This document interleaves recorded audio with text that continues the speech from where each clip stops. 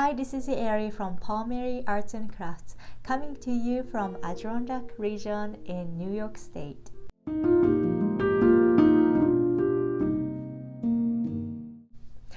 This is a knitting podcast where I like to share a passion for knitting and yarn, and I'm going to share some of my finished project and work in progress project and a little bit of my daily life. So first one I like to share is my finished project, which I finished about 8 years ago, but I wear this every day during the spring. I just got compliment from 3 different people last week, so I just wanted to share. And I mean, the pattern is older, but why not, right? If it's pretty, I am going to share it. So this is called the Entrelac scarf, and it's a beautiful lace shawl.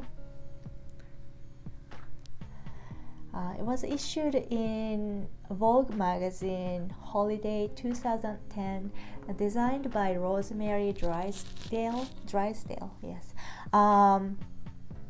It's using Entrelac technique, which I wasn't familiar with.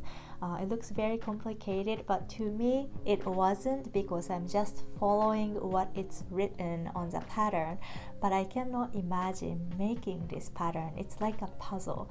So basically you start from the triangle and then knit up and then move on to the next panel, and then while you do that you have to turn the project and pick up the stitches from the side. It sounds complicated, but again, if you're following the pattern, it's not too bad. So that was 8 years ago I finished this project. And I don't know where you are, but some people are probably in south and having nice warm weather and do not need a scarf. But where I am right now, I am really close to Canadian border. About a week and a half ago, we had snowstorm.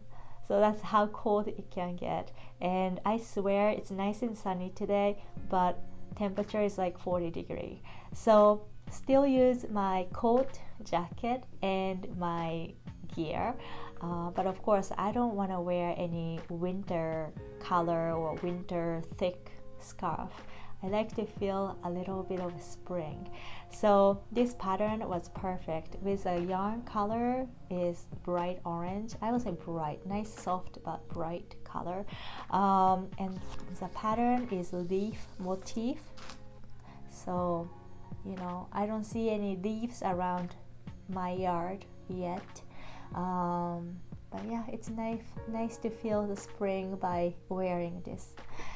So yarn I used is kids mohair, and where did it go? I just dropped it. I'm sorry, excuse me. There you go. The yarn I used is kids mohair and silk blend, and it has a material called lurex. And I'm like, what in the world is lurex? So it is a thread that looks metallic, and I think by itself it's too much in my opinion, and it's kind of hard to coarse, I should say. But it's blended in this nice soft material, so it's not too much. I don't feel the coarse feeling. It's just all soft, and it's not like a crazy sparkles. It's just very, I don't know if I should say diluted sparkles. It's not too much. When sun shines, then it gives little more glare. But yeah, it's just a nice blend, I would say. And I still have these 2 balls left from this project, which was 8 years ago, and I don't know what to do with it, and it's too pretty to throw it away, but it's small enough. I don't know if I can make anything out of it. So if you have any ideas, please let me know. The yarn is from Stacy Charles Fine Yarn Collection, and the name is Luna. So if you ever like to have like a nice soft mohair yarn with a little bit of sparkle, this is definitely a perfect yarn for you. So that's my finished project. Yeah, let me put this away. There you go. And then my second finished project is actually my own pattern. This is mason jar cover. I don't know if you can see very well. So the lighting is a little hard with white yarn. Oh, there you go. Can you see? Yeah, so this is a mason jar cover I designed last year, and I was selling this as a physical knitted product. I can't talk. I was using this as a product, finished knitted item product on my Etsy shop and my local community. And I came up with this idea because I have so many mason jars being used for pen stands, painting brush stands for kids art area, and I don't know if you can see, but knitting needles and crochet hook and all of that. So instead of using just a bare mason jar, why not add pretty cover, right? And the surprise was when I put candle in it, it looked enchanted. Like it grows in the dark, and because of the lace pattern, it reflects on the table, and it just, the flicker of the candlelight and everything, it was so pretty. And oh, this is so perfect for a wedding, is what one of the brides said. I can put it on the as a centerpiece on the table.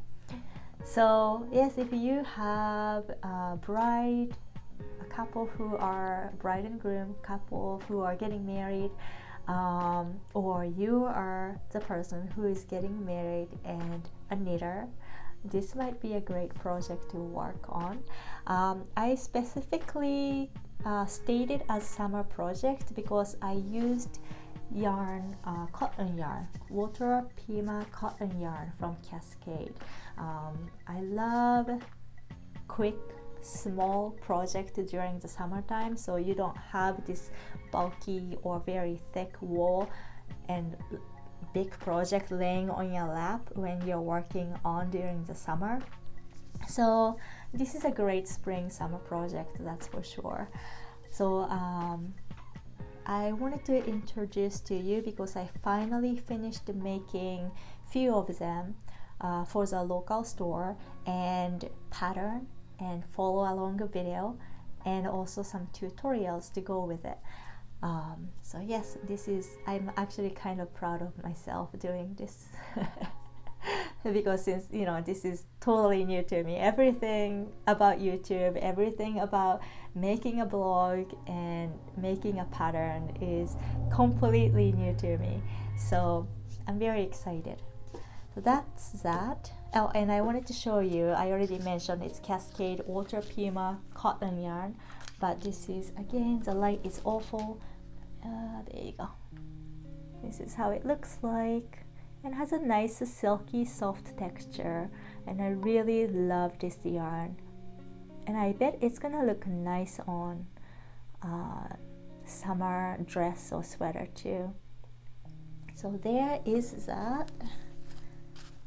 Let me put on my side. And the third finished project is actually also my pattern, which is not out. I made this for product again last year, summer product. It's a dishcloth. pretty waffle pattern, and it's super easy. It's just knit and purl, that's it. So I haven't released this pattern because I like to make a tutorial of how to make washcloths or dishcloths using only knit and purl stitch, and that way it's easier for a person, beginners, who are starting out and trying to practice stitches. You can practice while you're making a actual item. So I thought that would be really nice idea to combine everything together.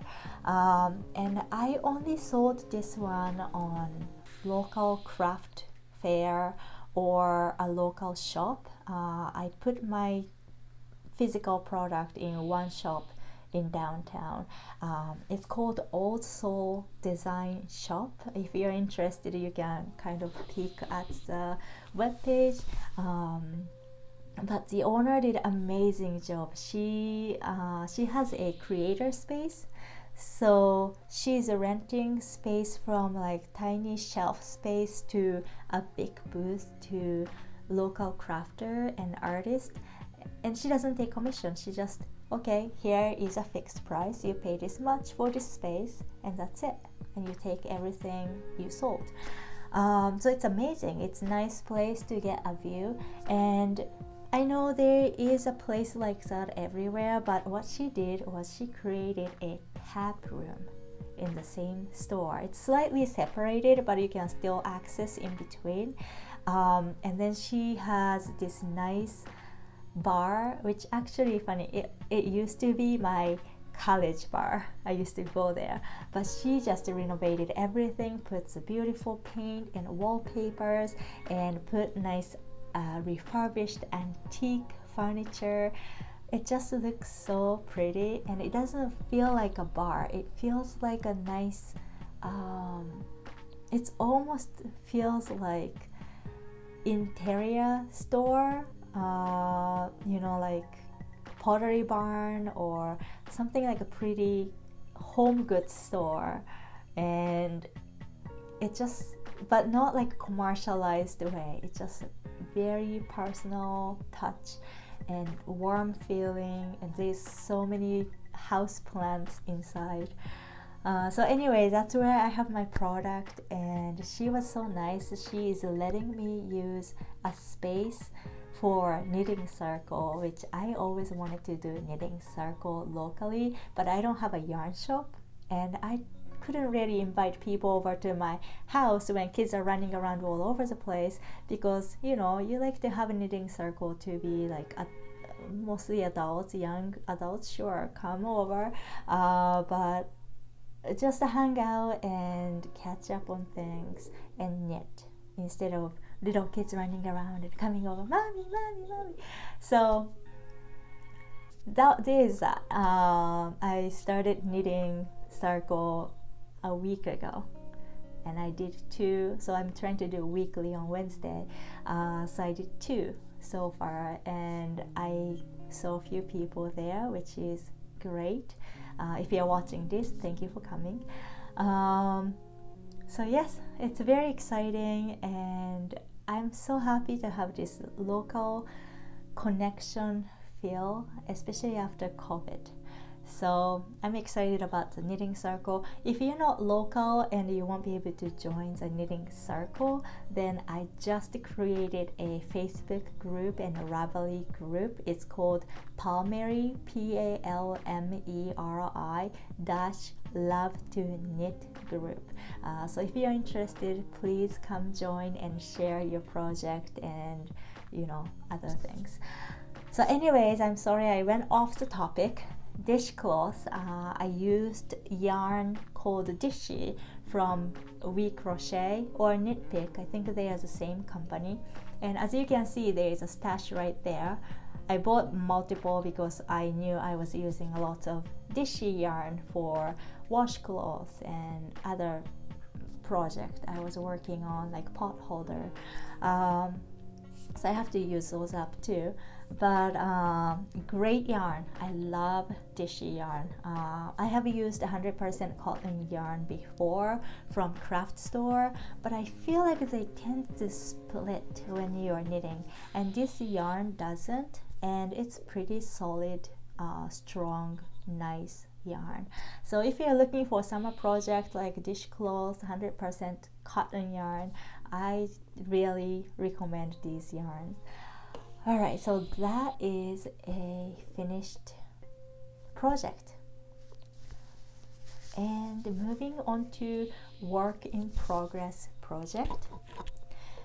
And one of which I like to share is not knitting project, but knitting related project, is I wanted to put a yarn ball for the knitting kit. And well, I can just buy, bulk order from somewhere like Amazon or something to get 10 knitting ball and put yarn, pattern, needles together and call it knitting kit. But I wanted to make something special, and I found this beautiful ceramic in town, and happened to be a local artist. And she made this beautiful plate. She even made a vinegar bottle with a top on it. It's just amazing. I will put a link so you can see what I'm talking about. But unfortunately, she didn't have any yarn ball. So I went to her and said, hey, her name is Nancy. Hey Nancy, I have a knitting business, so do you think you can make a yarn ball so I can create a knitting kit with your yarn ball? And she's like, oh sure, let me know what kind of design you like and color. So we've been working on it, and then she sent me this. This is not finished, but she sent me this. Isn't this amazing? She just made it by her hand. It's amazing. So she sent me that picture and said, how do you think? I mean, of course, looks amazing, beautiful, I love it. So now we are working on the glaze. I picked few colors last week, so she's working on it. So soon I will have a knitting kit with this beautiful ball that Nancy made. So I'm very excited. So it's a work in progress, but not like something I'm making. I'm asking somebody to make for me because I don't have that ability to do so. So that's one exciting thing. And my knitting work in progress, first one is lace knitting. It's a lace shawl. Came from Brooklyn Tweed. Designer was Jared Flood, and I only have this much done. It looks like nothing, but this is my start. The strip of lace, it's beautiful, isn't it? And especially lace work, you can't really tell until you block. It's gonna look like this, and that's gonna look absolutely amazing, I think. But yes, I wanted to have some project. I don't know about you, but I tend to buy yarn that, oh, that looks great, I want it, and buy to hang. And you don't know what you're going to make, and that yarn has been sitting on the shelf for quite a long time, and I'm totally guilty of that. This is one of them. I had this Cascade alpaca lace yarn sitting there forever, and I said, well, it's time to use this for something. It's 100% baby alpaca, so it's really soft, and I know it's lightweight, you can barely see the yarn. It's a lace weight. So I mean, it's I don't know if I should call it summer project, just because the yarn is kind of fuzzy, and baby alpaca definitely keep you warm. But lace, I just really liked this lace, so I wanted to try. Anyways, I'm like trying to go off the topic and trying to stay. So I got this yarn and found a pattern from Brooklyn Tweed, and it's a pattern. I was looking for something I wanted to wear, like I can wear every day instead of like special occasion. And some lace is so gorgeous and beautiful and it kind of like in a girly way. Maybe I shouldn't use that girly term, but you know what I mean. It's just so like flowery and gorgeous and feels like you shouldn't be wearing this every day. So I was looking for lace work, kind of elegant but casual enough that I can wear every day. And this pattern I got from Brooklyn Tweed was just perfect. It's called Rock Island and looks absolutely perfect. And when I start making this, I realized I haven't done fine lace work for a long time, and it took me quite a bit to get used to it with the lace weight. And I think I'm still getting used to it. I'm slower than I expected. I think once I pick up the speed, it will be quicker, but it's going really slow. So my goal is to get this done before summer ends. Like towards the end of the summer, North Country, it's nice and warm and hot during the day, but as soon as the sun goes down, it's get colder, I should say. It's not really cold, but much colder. So I would like to use this shawl to wrap myself around when I'm right by the fire, or just going for a walk to my garden. So yes, that's my goal, to get it done within what's the date? It's the end of April, so May, June, by July, I should say.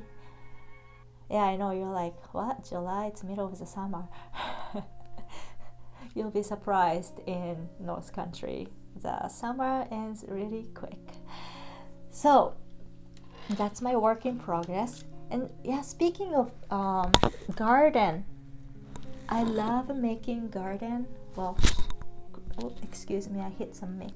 I love growing vegetables. I haven't gotten into so much flowers yet, but I would like to make my flower bed beautiful too. So last year we moved and we didn't have anything in the backyard. And I almost said my father, my husband. My husband is a farmer, so I was lucky. I think if I tried to make the garden, it probably took forever. I mean, it was still time consuming, but if someone who was trying to make this garden, it would have taken forever and some material cost. But we happen to have so many barn scrap wood in the backyard of the farm, so we just pick right size wood plank and start making garden bed. And now, okay, garden bed is done, we need soil in it. The lucky part is he's a dairy farmer, so they grow corn and hay and all of that. It's like, okay, let's go to cornfield and we're gonna pick up dirt. So we went like out of nowhere in the field and picked up quite a bit of dirt from the field. And he let me drive skid loader, which I have never done before, and that is totally a different driving experience, and I wish not to do it again because I feel like I'm gonna break something. And he had a big tractor with this dump option to it, so we just like put on the bed and brought it to the backyard. The lucky thing is that we live right by the farm, so it's not too far away. And then he just basically dumped soil in the bed. So it went quick, but again, lots of preparation before I actually plant something or put seeds in it. This year, we are all set. I can just work on the garden right away, as long as it's not snowing like last week. So I'm very excited about gardening season is starting, and if you're a gardener, let me know what kind of vegetable or flowers you like to grow. I'm hoping to put like raspberry, blueberry, all sorts of berries this year, but we'll see. So anyways, off topic again. So the last work in progress I have, something I'm super excited about, is this sweater. It's from Brooklyn Tweed, and I swear to God, I am not being paid from Brooklyn Tweed. I just happened to find amazing patterns online, and that happened to be Brooklyn Tweed. So this is kids sweater. It's called Atlas, and the reason I wanted to get this pattern is because first the pattern is color work, kind of like a Nordic color work, which I haven't done many of those, and I certainly haven't made sweater before. So I said, okay, this looks perfect for holiday season, and the website offers adult version and kids version. So I have two boys, 7 years old and 5 years old. So I thought maybe I can make this sweater for kids, my husband, and myself for holiday season. So that's where I ended up pattern Atlas. And this is my first one, is the smallest size for my 5 years old. It's getting there. I am ready to put on color work here, so I'll see how that goes. The yarn is really fine.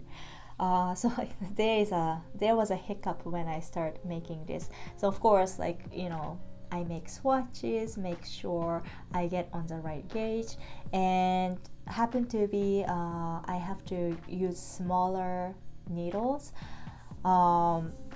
So there's 3 different sizes, one for ribbing, one for main area like this, and then another for color work. So I was doing that swatch, and I didn't really do swatch for ribbing because it says to use 3 sides smaller than this needle. So I didn't really make swatch. I only did swatch for this and color work, and I go, okay, I'm ready to go. I am going to cast on tonight after kids are gone to bed. And I was all excited, and after kids are gone to bed, I came to my room trying to, you know, get yarn and needles together, and then I go, oh no, I don't have size 1 needle. Apparently I need size 1 needle for my ribbing where it starts to cast on right here. I don't have it, and I said, well, swear to God, I did lots of lace work before. I should have size 1 needle. So I checked these, you know, circular needle that's not interchangeable. I'm using ChowGoo interchangeable set. So I just assumed I had size 1 in there, but I didn't. It's end at size 2. So I was looking everywhere, and all I can find is size 1 double pointed needle. That's all I got, like this short. So now I don't have a needle. I have to order a needle, and the struggle of being in town where it doesn't have any yarn store is that you can't just go in town and get it. You have to order online, so you have to wait for another 3 days, 4 days, whatever Amazon Prime takes. So I went on Amazon looking for needles, and here comes my awful habit of, you know, my husband is like, just buy a needle, right? But to me, I have a ChowGoo knitting needle already, and I have been interested in higher needle. So since I'm buying needle, maybe I should buy higher needle. And then my mind goes, well, if I'm getting a new needle, I should get interchangeable needle, because any circular needle that's not interchangeable ended up in here and doesn't get used, because now I have interchangeable, does everything. So now, like, I'm doing research and looking for reviews, and they have a different set, of course, like from size 2 to size I don't know, 8 or whatever. So I have to look for like right size needle set, so I'm not overlapping too much with my current needle. So yeah, it took a while to finally click purchase, but I finally got a higher sock set needle, which comes from size 0 to size 2.5. So I think it's perfect. I have size 2 on Cheogu, but I don't have any 2.5, I think.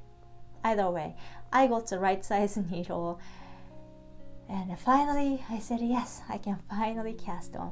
But it took me a while between being shipped and kids being on spring break. So I'm very excited finally to start this project.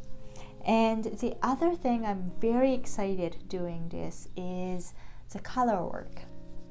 So I should have known when I got the pattern. I mean, it's pretty obvious. It requires 3 colors, not 2. And how do I not know it? This is my swatch that I made.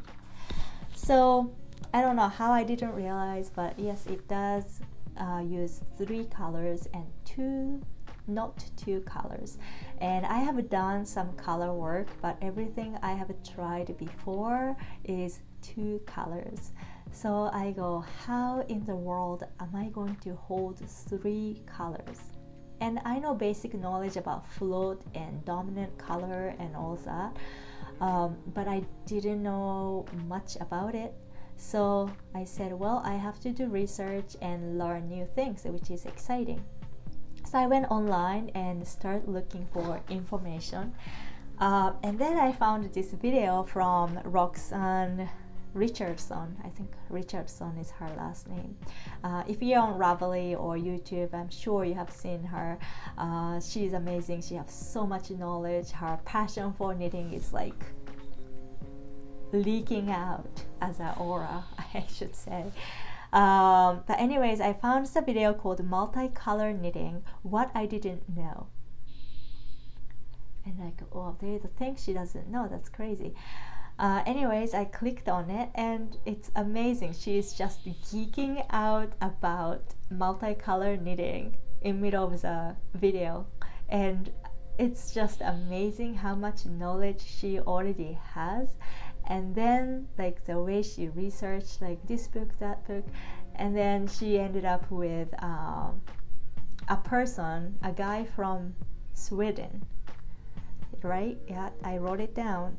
A man from Sweden, and he was writing about, this is about 3 to 4 years ago, he was writing about master thesis of multicolor knitting. And I go, what? You have a master thesis on knitting? That is crazy. Like I never thought that is a thing, and that's amazing. That's awesome. So anyway, she was like all excited about the find and how you carry the yarn and how to do float and handle multicolor. Apparently in that thesis he mentioned about 4 different methods of multicolor knitting, which I would love to read, but she mentioned it's 70 pages long, and I'm a slow reader.